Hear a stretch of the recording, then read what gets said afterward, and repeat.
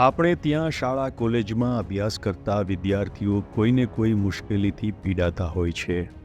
હાલ GCAS portal થકી વિદ્યાર્થીઓને મુશ્કેલી પડી રહી છે, જેને લઈને છોટાઉદેપુરમાં અખિલ ભારતીય વિદ્યાર્થી પરિષદે અવાજ ઉઠાવ્યો છે.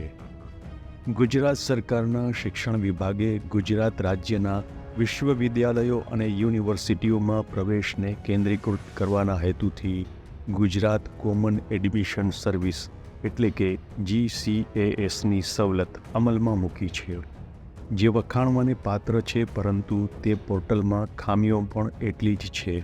જ્યારથી આ પ્રવેશ પ્રક્રિયા અમલી થઈ છે ત્યારથી વિદ્યાર્થીઓને મુશ્કેલીઓ પડી રહી છે.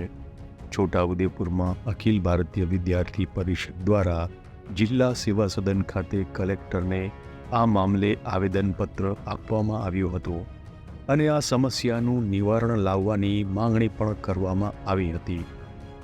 એ સાથે પરિષદના નેતાઓ અને કાર્યકરોએ બેનરો સાથે એકઠા થઈને પૂતળા દહન કર્યું હતું અને સૂત્રોચ્ચાર પણ કર્યા હતા. છોટાઉદેપુરથી રેહાન પટેલનો રિપોર્ટ, વાઇબ્સ ઓફ ઇન્ડિયા.